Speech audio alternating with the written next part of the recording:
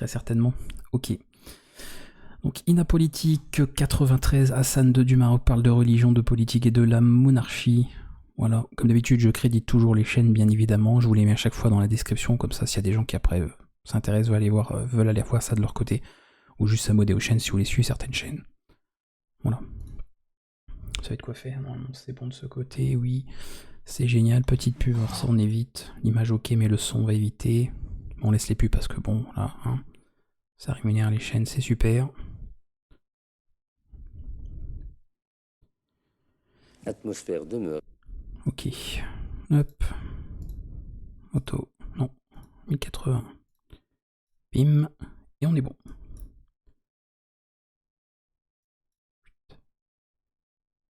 J'adore YouTube. Si cette atmosphère demeurait, une atmosphère d'hésitation de la part des Israéliens et une atmosphère de suspicion de la part des Palestiniens, je crains que, comme dans beaucoup de cas, les espoirs suscités n'aient une réaction très négative sur l'avenir. Pour celui qui feuillette un atlas ou un livre d'histoire, le Maroc apparaît d'emblée comme un vieux pays à la civilisation millénaire, enraciné en Afrique, à 2 pas de l'Europe, monarchie incarnée par le roi Hassan II depuis 1961. Celui qui voyage au Maroc reçoit le choc d'un pays d'une rare beauté et d'un peuple chaleureux. Celui qui s'intéresse aux données économiques mondiales constate que le Maroc réussit son redressement économique en dépit d'une 2e année de sécheresse, mais au prix d'un coût social important. Celui qui s'intéresse aux relations israélo-arabes, c'est les efforts déployés par le Maroc en faveur de la paix, sujet d'actualité s'il en est cette semaine. Pour celui qui se préoccupe de la défense des droits de l'homme, même si la connaissance des progrès accomplis ces dernières années, avec notamment l'inscription des droits de l'homme dans la constitution marocaine et la création d'un comité consultatif des droits de l'homme, la lecture du dernier rapport d'Amnesty International appelle encore beaucoup de questions. De tout cela, nous allons parler, mais aussi de l'intégrisme musulman, des relations entre le Maroc et la communauté européenne, du conflit en Bosnie ou des mesures proposées par Charles Pasqua concernant les étrangers en France. Bonsoir Majesté, merci de recevoir cette sur 7 au Palais Royal à Rabat, au moment où le Maroc, disent tous les observateurs étrangers, est un tournant politique. Nous sommes vendredi soir et nous enregistrons cette émission quelques heures à l'avance. Alors parlons, si vous voulez bien, d'abord de... Elle dit quoi, nous sommes vendredi soir? Bravo. Ah, vous voyez, on est dans projection dans le temps. De la monarchie, pour que les Français comprennent bien, qui fait ici l'objet d'un réel consensus et qui a ici une très forte légitimité. Dans un livre que vous avez publié chez Plomb, il y a quelques semaines, qui s'appelle « Mémoire d'un roi », vous dites à Éric Laurent, qui vous interroge, « Ce que Dieu m'a donné, Dieu seul peut me l'enlever ». Alors comment est-ce que vous conciliez ce lien qui apparaît d'ordre divin avec la volonté d'être un monarque constitutionnel? Tout d'abord, bonjour madame. Je vous souhaite la bienvenue au Maroc et à travers... C'est pas celle-là qui parle des sujets. On verra pour l'autre. Je souhaite la je la noterai. au Maroc à tous ceux qui regarderont cette émission et j'espère qu'elle leur donnera satisfaction. Je crois qu'on a donné un sens qui n'est pas le vrai à la phrase que j'ai écrite ou que j'ai dite. Je parlais à ce moment-là comme individu. C'est-à-dire que lorsque Dieu donne à un individu quelque chose, personne ne peut le lui reprendre. Lorsque Dieu gratifie l'une de ses créatures de quelque chose, seul lui peut reprendre ce qu'il a donné. C'était le citoyen, c'était l'homme. C'est le citoyen, c'est l'homme, c'est le croyant, c'était pas l'euro. Alors, depuis septembre dernier, il y a une nouvelle constitution, ou plutôt c'est la constitution 19... Non, c'est en 1.25, mais c'est vrai que des fois ça parle. Si vous n'avez pas l'habitude, je vais remettre en normal. Parce que parfois c'est lent, donc en 1.25 ça passe bien. Là, ça que c'est... ça mange certains mots. Donc quand on a l'habitude, ça va, quand on ne l'a pas. 1972 qui a été révisé, on a noté beaucoup de points communs avec la nôtre. Alors il y a un article 24 qui explique que le Premier ministre, c'est lui qui propose les ministres. L'article 59 où le programme du Premier ministre est débattu à la Chambre et doit faire même l'objet d'un vote. L'article 40, je vois froncer les sourcils, j'espère que je ne me trompe pas. Non, l'article 40, commenté d'ailleurs largement par le doyen Vedel, qui montre un progrès majeur avec la possibilité de créer des commissions d'enquête parlementaires. Alors je voulais savoir si cette évolution vers un système politique moderne correspondait à l'évolution de la société marocaine ou si pour vous c'était indispensable pour vous rapprocher d'une Europe, on en parlera d'ailleurs tout à l'heure, avec laquelle vous souhaitez avoir des liens. Non. S'il y a eu une telle avance dans la constitution marocaine, c'est parce que j'ai légiféré en tout premier lieu pour les Marocains. J'ai considéré aussi que le développement économique et social devenait de nos jours un élément très important dans la vie des pays. Et c'est pour ça que... 25 pas mal. Si vous comprenez pas, au pire, vous me dites. De toute façon, c'est moi qui... Tant que j'arrive à suivre, c'est bon. Devrait presque s'appeler des constitutions de managers ou de management. Et puis là, comme il cherche ce qu'il doit dire, il fait des pauses. Donc au moins... J'en prends le terme d'efficacité parce que vous employez celui de management, c'est donc cette idée-là. C'est l'efficacité. Alors, il y a des élections législatives qui vont avoir lieu ici le 25 juin. Les partis d'opposition se sont mis d'accord sur un front commun, un programme commun. Imaginons qu'ils l'emportent. Est-ce que la Constitution voudrait que vous nommiez un Premier ministre? Est-ce que vous seriez d'opposition à ce moment-là? Est-ce que vous seriez dans une situation de cohabitation? Alors, puisque dans votre introduction, vous avez voulu, à travers ces premières questions, essayer de donner un éclairage à vos spectateurs qui ne sont pas marocains, un éclairage sur la monarchie marocaine, sur la constitution marocaine, je tiens d'abord à faire une mise au point. Le mot opposition ne doit pas être pris ici comme ailleurs. Ici, l'opposition n'est pas à la personne du roi. L'opposition n'est pas pour avoir un autre roi, qui est dans l'alternance. Donc l'opposition, c'est l'opposition par rapport au gouvernement en place. Mais j'ai dit que la monarchie, d'ailleurs, était aujourd'hui absolument contestée. Donc, le fait de voir comme une percée extraordinaire que je presse... Sous-entendu, bon, l'opposition, ok, mais ce sera toujours en dessous des pouvoirs, comment dire, possédés par le roi. Donc ils s'opposeront avec un autre parti, mais ça restera en dessous. Et le roi, bon, c'est le roi, c'est le chef. C'est le chef, voilà, donc c'est lui qui décide. Prennent comme Premier ministre. En même temps, monarchie. Sinon, ça n'a plus de sens. Un homme de ceux qui étaient dans l'opposition ne constituerait pas du tout une première extraordinaire. Elle ne serait que la logique, si l'on voulait suivre implacablement la logique de la Constitution. Si bien qu'avoir un Premier ministre d'opposition ne vous poserait, considéré faisant partie des partis d'opposition aujourd'hui, ne vous poserait aucun problème. C'est donc envisageable? Plus qu'envisageable. Et je suis sûr que celui que je choisirai se considérera comme étant privilégié sur le plan de la confiance que je lui fais, et très certainement très heureux de travailler à mes côtés, car en plus de cela, j'entretiens des rapports personnels avec beaucoup de membres de tous ces partis d'opposition. D'opposition à l'ancienne majorité. On parlait du futur gouvernement tout à l'heure. Une femme ministre au Maroc, c'est pensable? C'est possible? C'est pensable, d'autant que, comme le dit l'adage juridique, enfin, tout ce qui n'est pas interdit formellement, est autorisé. Vous en pensez quoi, vous-même? Je pense que rien n'empêcherait une femme d'être ministre. Vous le souhaiteriez? Mais je vais vous dire une chose. D'abord, les femmes sont très travailleuses. Certes. Oui, parce qu'elles veulent montrer qu'elles sont... C'est pas c'est une femme là en face. Ah non, on est vraiment... capables d'être aussi bonnes que les hommes, si ce n'est meilleur. Mais il y a en elles un élément positif très important. Et je crois que je vais faire plaisir à toutes les femmes du monde, parce que c'est la réalité. Jusqu'à présent, je ne connais pas une femme aux affaires de l'État ayant été corrompue par de l'argent. Quand une femme trahit, c'est une trahison de cœur. Elle se donne à quelqu'un, elle vole des papiers, elle communique des secrets. Mais c'est vraiment exceptionnel. Il faut qu'elle soit passionnée. Mais sur le plan de la corruption, je n'ai pas entendu dire qu'une femme ait été corrompue dans l'exercice de ses fonctions. Vous avez souhaité d'ailleurs faire évoluer le statut de la femme ici au Maroc. Jusqu'où êtes-vous prêt à aller sur le plan de la polygamie, sur le plan de la répudiation sur simple déclaration, sur le plan de l'autorisation de voyage, sans l'autorisation du mari? Nous sommes allés aussi loin qu'on le pouvait. Pour moi, seules les choses interdites formellement par le Coran et la Sunna sont intouchables. Autrement, tout peut être réadapté, car la religion musulmane est une religion qui a beaucoup évolué et qui est évolutive. Mais dans la loi, je veux dire, dans la loi. Dans les faits, j'attends la réponse du Conseil des femmes, puisque j'ai réuni toutes les... Elles doivent chacune me faire parvenir, mais je pense qu'elles vont être, dans leur majorité, si ce n'est leur unanimité, d'accord. Mais on ne peut plus répudier une femme sans que ce soit motivé, et en son absence. La polygamie, je ne peux pas l'interdire, elle est autorisée, mais on y a mis tellement de conditions qu'il faut vraiment être suicidaire pour y aller, ou masochiste. En ce qui concerne la garde des enfants, nous avons vraiment été juste et équitable, quoi. Il fallait faire ce qu'il fallait. Là, nous n'avons fait que consacrer la libre profession d'une femme qui est consacrée par le Coran et le hadith depuis que l'islam existe. Au-delà du code de la nationalité, que je ne vais pas non plus vous demander de commenter, vous savez qu'on débat en France de mesures pour réglementer le contrôle et le séjour des étrangers. Bon, cela peut vous concerner puisqu'il y a 700 000 Marocains qui vivent en France, la troisième communauté en France après les... Ça rejoint un peu le sujet de l'autre vidéo. Et les Algériens. Est-ce que vous comprenez que l'Europe cherche à se protéger de l'immigration ou est-ce que ça vous choque? Pas du tout, ça ne me choque pas. Je comprends que l'Europe se protège de l'immigration, surtout en période de chômage, et surtout lorsque le chômage devient maintenant une sorte de maladie endémique qui ne connaît pas de frontières. Jusqu'à présent, on pensait que certains continents ou certains pays étaient à l'abri de cette nouvelle bactérie, mais malheureusement, des plus gros pauvres ou plus riches, il y a le chômage.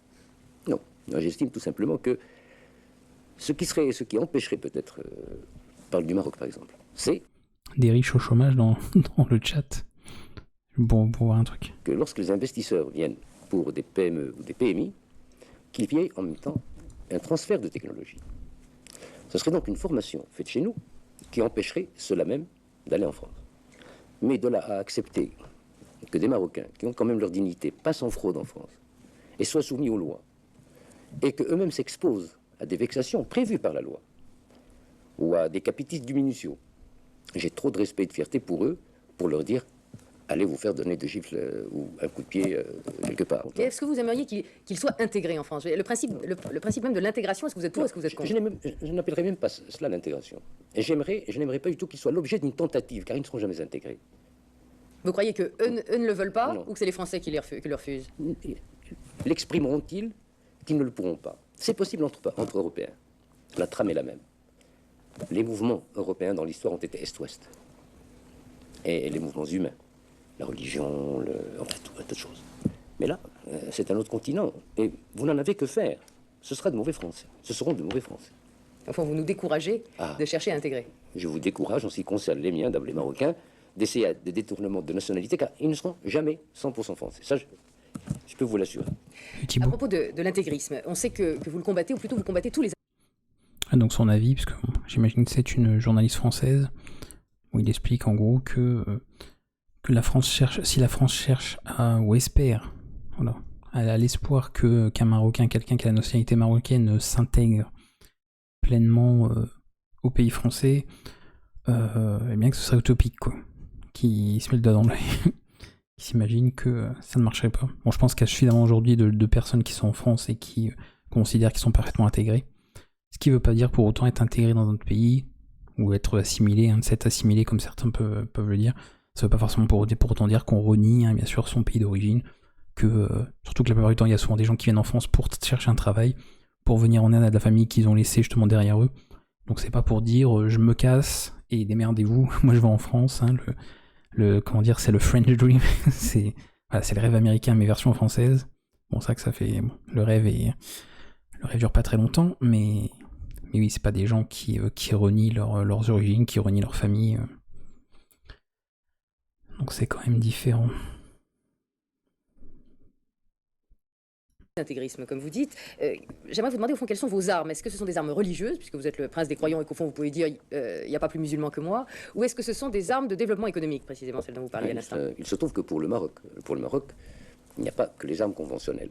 Il y a cette arme très importante qui est constituée par le fait que le roi est l'émir des croyants. Mais ce n'est pas suffisant. Les causes de l'intégrisme ne sont pas nombreuses, mais sont très dangereuses. Il y a d'abord une trop grande tendance vers la laïcité ou une tendance à oublier qu'on est musulman. On l'a vu dans certains pays musulmans. Ça a amené l'intégrisme. Le parti unique aussi engendre souvent l'intégrisme. Car, il faut dire une chose, les partis politiques européens classiques, en dehors de l'idéologie qui n'en ont plus, depuis que le marxisme n'existe plus, il n'y a pas de parti politique qui est une idéologie, il y a un programme. Mais je ne connais pas une idéologie de parti. Par contre, pour ceux qui sont musulmans, l'islam est un merveilleux programme idéologique, pour peu qu'il le transforme à la sauce politique, et nous voilà dans l'intégrisme. Donc le parti unique est une des raisons particulières et particulièrement dangereux pour l'intégrisme. En fait, il crée l'intégrisme. Alors, donc le Maroc résiste bien à l'intégrisme, c'est pas le cas de votre voisin l'Algérie. Au fait, vous en êtes où dans vos relations avec l'Algérie? Mais je vais vous dire une chose, et je le dis en toute sincérité, et j'espère que cette sincérité sera perçue. L'un des jours les moins heureux de ma vie de responsable est celui d'hier. Hier, si nous avions été dans les normes historiques de la fraternité, eh bien, nous aurions, le président Ali Kafi et moi, donné tous les deux le coup de pioche en même temps pour le gazoduc maghrébin, euro-maghrébin. Je me vois, moi, du côté algérien de la frontière, le président Ali Kafi du côté marocain de la frontière, lui creusant dans le sol marocain et moi creusant dans le sol algérien. Ça devait se faire? Je le regrette. Je regrette que ça ne peut plus se faire. Et pourquoi? À mon avis, quand il y a des scènes de ménage, parce qu'entre l'Algérie et le Maroc, c'est des scènes de ménage, elles sont bruyantes, elles sont passionnées. Dans les scènes de ménage, il ne faut jamais faire. C'est pourquoi, mais on ne peut pas le dire. Pourquoi tu m'as fait, je t'ai fait. Je pense qu'il est temps de revenir au statu quo ante, c'est-à-dire à la fraternité. Et je tiens absolument à dire que pour l'Algérie, je Après, ni l'Inde. je rappelle, ça date de 93, donc évidemment, on est dans un contexte différent de maintenant 2025, donc forcément. Vous dites, mais ça parle de gazoduc, comment ça, quoi? Intégrisme, ni le fils, ni quoi que ce soit. Je lui souhaite de l'ordre, de la prospérité et de la stabilité. C'est tout autant de gagner pour le Maroc et pour nos voisins. Alors, on dit souvent le Maroc est à l'Europe, je ne sais pas si c'est un cliché, mais est-ce que le Mexique est aux États-Unis? Au fond, c'est une façon de vous demander si votre avenir est en Afrique et dans le Maghreb, ou est-ce qu'il est dans un lien de plus en plus fort avec l'Europe, et justement, quel type de lien souhaitez-vous avec l'Europe? Je pense que le Maroc, d'abord, est un pays remarquable. Il y a des points remarquables. Et parmi ces points remarquables, il y a, à l'ouverture de la Mare Nostrum, une porte dont l'un des battants se trouve avec le Maroc. Donc, on ne peut pas ne pas le remarquer. Ceci a entraîné beaucoup de convoitises. C'est pour ça que nous avons toujours guerroyé pour notre indépendance. Enfin, je passe à côté. Pardon? Le frère qui se chamaille, ouais, c'est un peu ça. Donc, quand vous dites la Mare Nostrum, c'est bien la volonté de dire que la Méditerranée baigne un certain nombre de pays qui ont donc en commun le sud de l'Europe et le nord de l'Afrique, un avenir commun. Vous le dites vous-même dans votre formulation. Un avenir commun. Naturellement, il serait difficile de définir d'une façon précise quels devront être ces liens, tant dans leur nature que dans leur intensité. C'est-à-dire que je souhaite qu'ils deviennent forts au fur et à mesure que l'Europe et le Maroc deviendront forts. Donc qu'ils soient modulables et parfaitement applicables à la situation des uns et des autres. Un partenariat en somme. Je ne veux pas être traîné en remorque. Je veux un partenariat.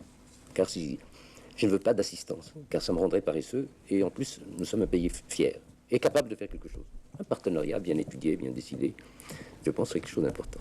Alors, un des critères d'intégration à l'Europe, vous le savez, c'est l'état des droits de l'homme dans les différents pays. Alors, le préambule de la Constitution marocaine se réfère explicitement à la Déclaration universelle des droits de l'homme. Vous avez créé vous-même un conseil consultatif des droits de l'homme, où sont associés des ministres, des syndicats, des représentants de tous les partis, des personnalités de tous les bords. Et la communauté internationale reconnaît avec beaucoup de satisfaction des changements importants qui ont eu lieu au Maroc, notamment depuis 2 ans. Est-ce que, pour vous, aujourd'hui, l'instauration d'un état de droit au Maroc est un processus irréversible?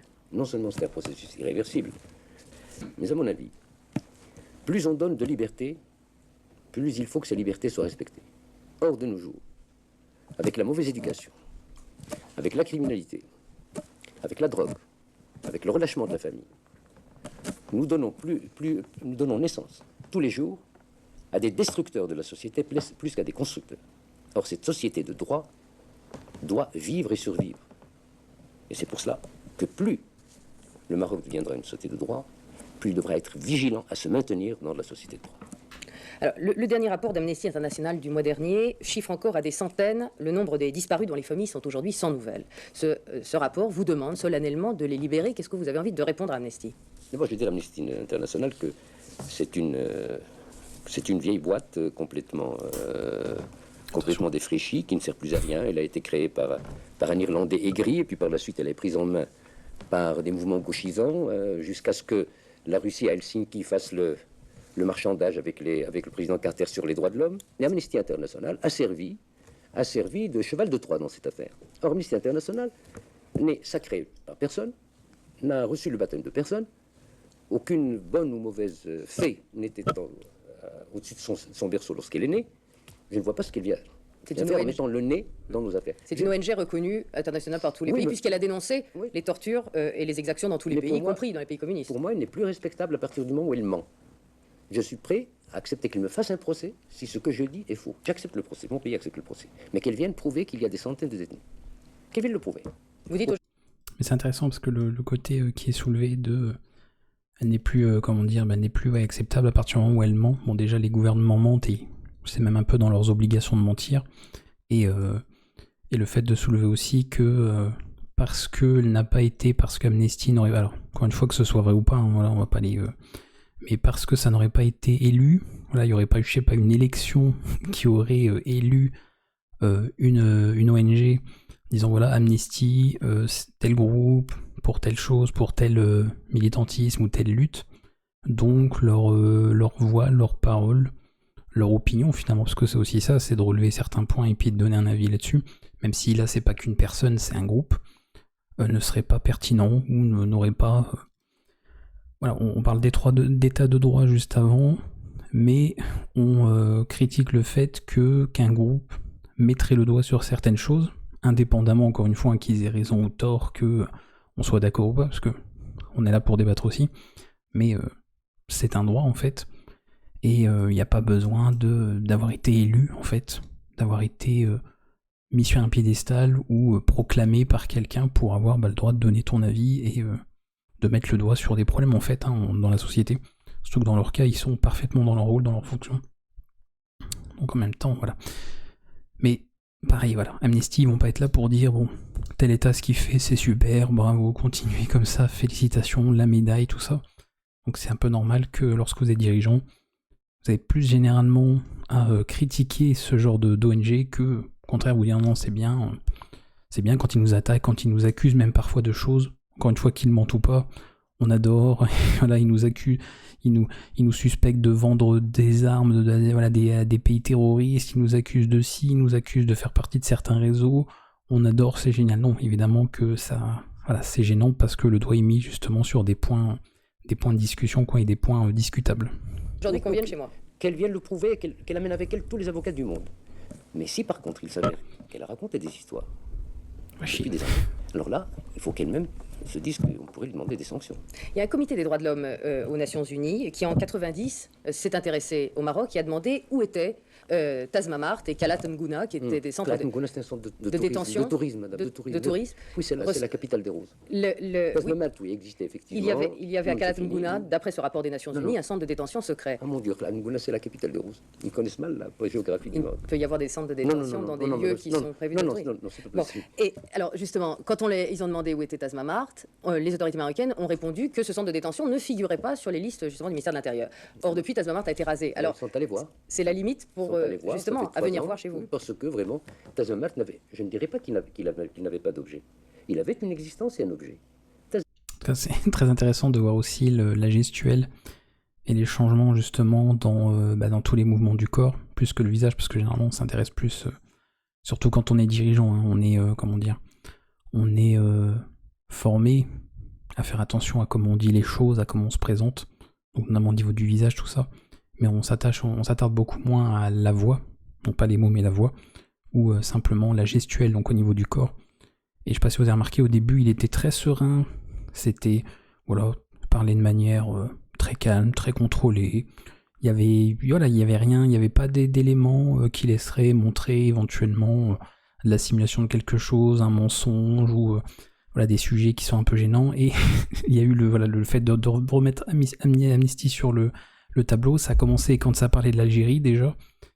Il y a un changement, il y a un avant et après. En tout cas, je sais pas si on voit vite fait là, on verra pas en grand, mais c'était très calme. Voilà, c'était très calme, et là ça commence à s'agiter, à faire beaucoup de mouvements, à se rassurer un petit peu. On sent que les sujets sont pas les sujets favoris, et la journaliste met un petit peu le doigt dessus, donc la voix s'emporte un petit peu. Même n'ayant plus d'objets, les gens y étant relaxés, nous n'avons rien à faire de cette vieille bâtisse, nous l'avons rasée, tout simplement. Ce n'était pas pour mettre de la poussière sous le tapis, mais elle devenait inutile dans le cadre nouveau. Tazmamart, tout ce qu'il dit est faux et son fils a dû s'excuser. Ah. Oui, parce qu'en plus, oui, parce que là, comme ça date de 93, il y a eu les après, évidemment. Ah, nous l'avons rasé. Un mot, puisque vous souhaitez justement, vous dites que nous sommes mûrs pour la démocratie, aujourd'hui il faut que tout soit transparent. Un mot pour terminer justement sur ce passé dur, sur les tortures, qu'elles ont été dénoncées ici. Le monde entier a vu sortir les frères. Ça paraît, la dame elle relève, je relève, hein, en même temps on est là pour ça aussi, c'est les fameux principes des REACT, qu'elle dit qu'il aurait exprimé le fait que tout doit être transparent. En fait c'est, c'est un non-sens pour un gouvernement. Un gouvernement ne peut pas être totalement transparent, ne serait-ce que d'un point de vue sécurité, il est obligé de dissimuler des choses. Voilà, juste d'un point de vue sécurité.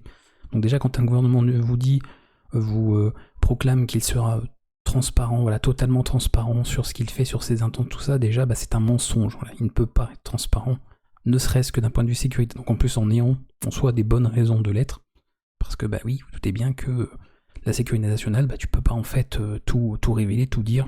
Voilà. Les menaces sont partout, donc non. Il y a un aspect sécurité à maintenir, donc tu peux absolument pas être transparent, totalement en tout cas. Bourrecat, cassé, précisément après 18 ans passés au bagne de Tazmamart.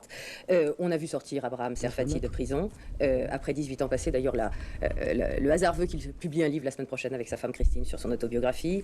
J'ai rencontré moi-même à Paris un fils d'un... Il est sorti ce livre depuis, c'est la semaine prochaine, bon, 93. Disparu, le disparu s'appelle Belkacem Ouzan, qui a été J'avais 2 ans. il y a 20 ans, le jour même de sa libération par le tribunal militaire dans le siège, au siège de la prison de Kénitra. Est-ce que vous dites aujourd'hui, il y a 20 ans, cet homme... Il y a 20 ans, il n'y avait pas de procès au tribunal militaire, il y a 20 ans. Nous sommes en 97. Nous sommes en 93. C'était 73. En 73. Oula. Déjà. Lui, nous sommes en 97. Ah non, on est en 93, monsieur. Il vient du futur, en fait. Il a fait un voyage dans le passé. Il y a un problème. Cet homme a disparu, plus personne n'a sa trace. Les disparus au Maroc, ça a existé selon des rapports précisément que vous contestiez à l'instant. Mais est-ce que vous dites en tout cas pour l'avenir, plus jamais ça pour mon pays? Je dis plus jamais ça, mais je dis surtout plus jamais une partie infime de ça, car le reste, je le conteste, sur le plan du nombre. Je ne conteste pas le fait que, mais de là, qu'on fasse du détail, qu'on ne passe pas au semi-grossiste, mais on passe au grossiste, je ne suis pas un grossiste des détenteurs. C'est-à-dire, vous dites, il y a eu des exactions, mais pas autant qu'on le dit. Oui, mais pas autant qu'on dit. Et vous-même, pour le cas de ce garçon dont vous me parliez, madame, pour vous faire plaisir et pour vous convaincre, nous sommes prêts à ouvrir avec vous un dossier quand vous aurez le temps. Vous n'avez qu'à me donner tous les éléments. Je serai très heureux que vous vous trompiez, car ça vous ferait plaisir. J'aimerais beaucoup. Mais je serai malheureux que vous ayez raison, et je vous le dirai si vous avez raison. Alors, dans votre livre, où Éric Laurent vous interroge précisément là-dessus, et sur des conditions de détention très dures, notamment à Tasmam. Il y avait un peu de mépris d'ailleurs de la part de... Tout bien, tout honneur, hein, mais c'était du mépris là, le monsieur. Marthe, et vous répondez, je n'ai pas à surveiller l'intendance des lieux de détention. Quand vous avez eu connaissance de l'intendance, est-ce que vous avez pris les sanctions contre ceux qui ont torturé dans ce pays? Immédiatement. Il n'y avait pas de torture, madame. Ça, je puis vous assurer qu'il n'y en avait pas. Mais immédiatement, j'ai donné des instructions, je n'étais pas au courant. À Majesté, tout de suite, les négociations israélo-arabes. Une phase s'est terminée cette semaine, sans visiblement déboucher sur un texte commun. On a l'impression qu'aujourd'hui, tout le monde se parle, mais que la paix n'avance pas. Vous avez pris conscience du problème depuis bien au courant, oui. dès 56. Depuis 15 ans, vous n'avez pas ménagé vos efforts pour la paix. Qu'est-ce que vous pourriez prendre comme initiative aujourd'hui? Est-ce que ce ne serait pas le moment, d'ailleurs? L'initiative dans ce domaine ne pourrait être que matérielle, sous forme de papier, de projet. Non. J'imaginais une invitation à Rabin et à Arafat de venir ici à Rabat. Je ne l'exclus pas, mais le moment n'est pas mûr. Ceci dit, je suis extrêmement inquiet parce que, d'un côté, on a l'impression qu'on donne d'une main et qu'on reprend d'une autre. D'un autre côté, la centrale palestinienne qui est l'OLP, et dont, en réalité, c'est elle qui négocie à Washington, elle se trouve en état de débordement par une autre centrale de résistance palestinienne, elle, radicale, n'étant aucune négociation, étant pour la manière forte, pour le combat. Je crains que si cette atmosphère demeurait, une atmosphère d'hésitation de la part des Israéliens et une atmosphère de suspicion de la part des Palestiniens, je crains que, donc, comme dans beaucoup de cas, les espoirs suscités n'aient une réaction très négative sur l'avenir. C'est-à-dire que ce que je sais, ce matin, je me suis attaché un petit peu à l'actualité. Comme vous le savez, les Américains ont remis un papier aux Israéliens et aux Palestiniens en leur disant, écoutez, les Palestiniens ont refusé ce papier en considérant que ce papier n'était pas équitable, car il donnait tout aux Israéliens et rien aux Palestiniens. Ils l'ont dit aux Américains. Et les Américains l'ont dit, nous allons refaire un autre papier. Nous allons refaire un autre papier, même s'il faut attendre et retarder un peu la clôture des négociations. Voilà les nouvelles que j'ai ce matin. On a beaucoup espéré de ces négociations et on a l'impression qu'elles s'enlisent phase après phase. Dans l'affaire de ces négociations, il y a deux éléments qu'il faut apprécier. Les résultats doivent être obtenus le plus tôt possible. Ça, je jouerai le court terme. Les fruits bénéfiques sont dans le moyen et le long terme. Mais il faut faire la moisson maintenant. La moisson doit être faite maintenant. La cueillette doit être faite maintenant. Notamment parce que vous craignez justement des éléments de déstabilisation à l'intérieur de la centrale palestinienne. Oui, et puis même dans les territoires occupés. Un changement de ton. Radicalisation. Intégriste peut-être aussi. Intégriste, et puis, vous voyez, si on vient faire le nombre de morts civils qu'il y a eu en territoire occupé depuis l'arrivée des travaillistes jusqu'à maintenant, est supérieur à ce qu'on a vu du temps de Shamir. Le statut de Jérusalem aujourd'hui, ou plutôt demain, comment le voyez-vous? Comment était le statut de Jérusalem avant l'occupation de la guerre de 67? Jérusalem, il y avait une partie entre les mains des Israéliens, une partie entre les mains des Jordaniens, y compris les lieux saints, musulmans et chrétiens, comme ça l'a été depuis des siècles. Et lorsqu'il y a eu la guerre de 67, il y a eu occupation totale de Jérusalem. Dans le statut intérieur, il n'y avait pas possibilité aux Israéliens d'accéder à leur propre lieu Oui, saint. bon. Les Arabes et les musulmans, parce que dans cette affaire-là, il n'y a pas que les Arabes, c'est tous les musulmans. C'est une affaire religieuse. C'est comme exactement qu'il s'agit, pour le mur de la lamentation, par exemple, il ne s'agit pas de ceux qui sont in situ, mais il s'agit de tous ceux qui ont embrassé la religion hébraïque. C'est leur lieu à eux. Nous ne demandons pas, nous, les lieux hébraïques, les lieux saints. Nous demandons tout simplement que les lieux musulmans nous reviennent, qu'on puisse les... Nombre de choses qui ont changé, donc tout ce qui est dit n'est plus valable. Mais c'est toujours intéressant, c'est pour ça que c'est toujours intéressant, ça. C'est ce que j'expliquais aussi sur d'autres lives des personnes. Alors, au départ, j'en parlais par rapport aux films, juste aux films ou séries. C'est-à-dire qu'on a beaucoup regardé certaines choses à une époque, dans un contexte, dans une certaine période, etc. Et parfois, le fait de revoir des choses plus tard, tu as forcément un autre regard parce que le temps a changé, le temps est passé, il y a des choses qui ont évolué. Et donc ça apporte un regard nouveau dans tous les cas.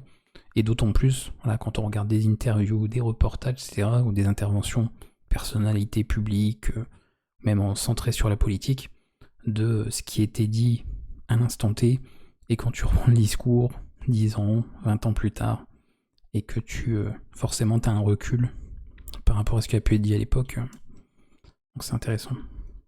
Et les entretenir, les restaurer, y assurer la prière et le culte, c'est tout ce que nous demandons. Avec une souveraineté diplomatique. Le Jérusalem qui est à nous.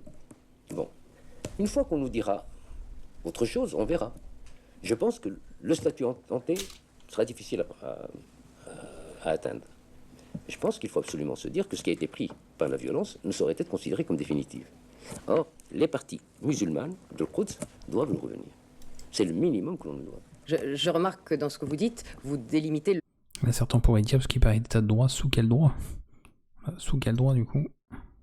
Le périmètre à celui des... Le Quds Sharif. Pour nous, le shérif, c'est des lieux religieux. Le Quds Sharif, c'est là où il y a les lieux religieux musulmans. Ça, on ne peut pas ne pas nous les rendre. Majesté, vous régnez depuis 32 ans avec des tourmentes, des difficultés. On a parlé aujourd'hui de votre volonté d'édifier un état de droit aujourd'hui au Maroc. Vous croyez que ce sera plus facile pour votre fils, le prince héritier, Sidi Mohamed? Je ne lui souhaite pas que ce soit facile. Parce que si c'est facile, c'est qu'on n'a pas besoin de lui. Je souhaite que ce soit difficile. Car ça prouvera qu'on aura toujours besoin de cette monarchie pour être le premier ouvrier du royaume. Ok. Bon, il n'y avait pas beaucoup d'éléments sur lesquels réagir en soi. Aussi parce que, encore une fois, ça date un peu, donc forcément, les choses ont changé. Ok.